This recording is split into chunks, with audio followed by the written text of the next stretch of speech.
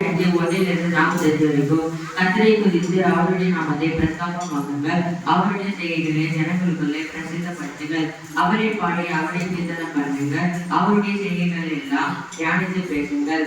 அவருடைய பரிசுத்த நாமத்தை குறித்து மேன்மை பாராட்டுங்கள். கர்த்தரை தேடுகிறவர்களின் எழுதிய மகிழ்வதாக கர்த்தரையும் அவர் வல்லமையை நாடுங்கள். அவர் சமூகத்தை நித்தமும் தேடுங்கள். அவருடைய தாசனாகிய ஆபிரகாமின் சந்ததியே, அவர்களால் தெரிந்து கொள்ளப்பட்டவர்களாகிய யாக்கோபின் புத்திரரே, அவர் செய்த அதிசயங்களையும் அவருடைய அற்புதங்களையும் அவர் வாக்கிய நியாயத்தீர்ப்புகளையும் நினைவு கூறுங்கள். அவரை நம்முடைய தேவனாகிய கர்த்தர். அவருடைய வாக்கிய நியாயத்தீர்ப்புகள் பூமி எங்கு விளங்கும். 1000 தலைமுறை என்று அவர் கட்டளையிட்ட வாக்கையும் அவர் ஆபிரகாமை பண்ணின உடன்படிக்கையையும் ஈசாக்கு கிட்ட ஆணையையும் நெஞ்சென்றைக்கும் நினைத்திருக்கிறார். அது யாக்கோபுக்கு பிரமாணமாகவும் இஸ்ரவேலுக்கு நித்திய உடன்படிக்கையாகவும் உறுதிப்படுத்தி உங்கள் சுதந்திர பாகமான கானான் தேசத்தை உனக்கு தருவேன் என்றார். அப்பொழுது அக்காலத்தில் அவர்கள் வந்ததொகைக்கு உட்பட்ட சொற்ப ஜனங்களும் பரதசீலமாய் இருந்தார்கள். அவர்கள் ஒரு ஜனத்தை விட்டு மறு ஜனத்தண்டிக்கும் ஒரு ராஜ்யத்தை விட்டு மறு தேசத்தார் அண்டிக்கும் போனார்கள். அவர்களை ஒடுக்கும்படிக்கு ஒருவருக்கும் விடப்படாமல் அவர்கள் நிமித்தம் ராஜாக்களை கடிந்து கொண்டு நான் அபிஷேகம் பண்ணினவர்களே, நீங்கள் தொடாமல் என்னுடைய தீர்க்கதரிசிகளுக்கு நீங்கள் செய்யாமலும் இருங்கள் என்றார். அவர் தேசத்திலே பஞ்சத்தை விளைவித்து ஆகாரம் என்னும் ஆதரவுகளை முற்றிலும் முறித்தார். அவர்கள் முன்னாலே ஒரு புருஷனை அனுப்பி யோசேப்பு சிறையாக விற்கப்பட்டான். அவர் கால்களை விலகு போட்டு ஒடுக்கினார்கள். அவர் பிராணன் இறப்பில் அடைப்பட்டிருந்தது. கர்த்தர் சொன்ன வார்த்தை நிறைவேறும் மனமும் அவருடைய வசனம் அவனை புறப்பட்டது. ராஜா ஆரணிப்பி அவனை கட்டவிழ்க்க சொன்னார். ஜனங்களின் அதிபதி அவரை விடுதலை பண்ணினார். தன் பிரபுகளை அவன் மனதின்படி கட்டவும் தன் மூப்பர்களை ஞானிகளாகவும் அவனை தன் வீட்டுக்கு ஆண்டவரும் அவன் ஆசைக்கெல்லாம் அதிகமாக இருக்கிறான். அப்பொழுது இஸ்ரவேலை எகிப்திற்கு வந்தார். யாக்கோபு காமின் தேசத்திலே பரதேசியாக இருந்தான். அவர் நம்முடைய ஜனத்தில் மிகவும் பரிதல் பண்ணி அவர்களுடைய சத்துக்களை பார்க்கிலும் பலமன்றதாக்கினார்கள். அவர்களுடைய ஜனத்தை பகைக்கவும் ஊழியக்காரரை வஞ்சனையை நடத்தவும் அவர்களுடைய இருதயத்தை மாற்றினார்.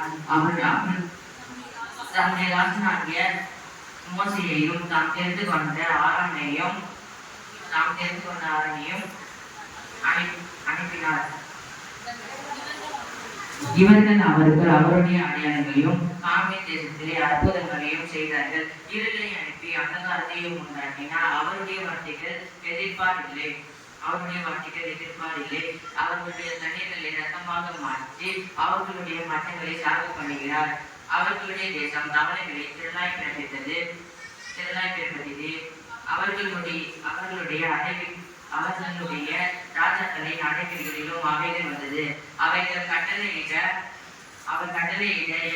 அவர்களுடைய எல்லை எங்கும் மட்டுகளும் மீன்களும் வந்தது. அவர்களுடைய மலைகளை கல்மலையாக்கி அவர்களுடைய தேசத்தை ஜுவாலிக்கிற அக்கினியை வரப்பண்ணினார். அவர்களுடைய திராட்சை செடிகளையும் அத்தி மரங்களையும் அழித்து அவர்களுடைய எல்லைகளிலும் மரங்களையும் முடித்தார். அவர் கட்டளையிட எண்ணி முடியாத வெட்டிகளும் பச்சை பொருட்களும் வந்தது. அவர்களுடைய தேசத்தில் சகல பூண்டுகளையும் அழித்து அவர்களுடைய நிலத்தின் கனியை நின்று போட்டது. அப்பொழுது அவர்களுடைய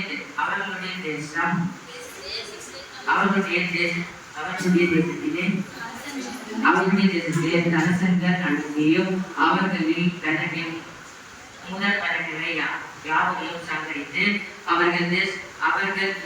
அப்பொழுது அவர்கள் வெள்ளியோடும் பொன்னோடும் புறப்படம் பண்ணி அவர்களுடைய கோத்திரங்களில் பலவீனப்பட்டவன் ஒருவனும் இருந்ததில்லை. எகிப்தியர் அவர்களுக்கு பயந்ததினால் அவர்கள் புறப்பட்ட போது மகிழ்ந்தார்கள்.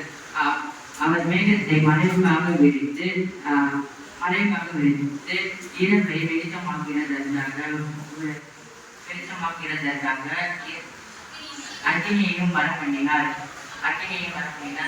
கேட்டார்கள் அவர் காடைகளை வர பண்ணினார். அவர்கள் வானாக்கினாலும் அவர்களை திருப்தியாக்கினார்கள். கண்மலையை திறந்த தண்ணீர்கள் புறப்பட்டு வர்ணவெளிகளில் ஆராய்ந்து அவர் தம்முடைய பரிசுத்த வாக்குகத்தையும் நம்முடைய தாசனாகிய ஆபிரகாமையும் நினைத்து தம்முடைய ஜனத்தை பலிப்போடு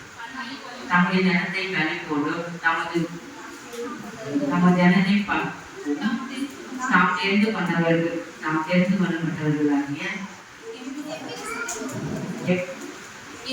சத்தத்தோடும் கை கொண்டார்கள். அவர்கள் கட்டளைகளை கை கொள்ளும்படிக்கு நியாய பிரமாணங்களை கை கொள்ளும்படிக்கு அவர்கள் தேசத்தை கொடுத்தார்கள். அவர்கள் அந்நிய ஜனங்களுடைய பிரயாசத்தின் பலனை கொண்டு நடத்தி கொண்டார்கள்.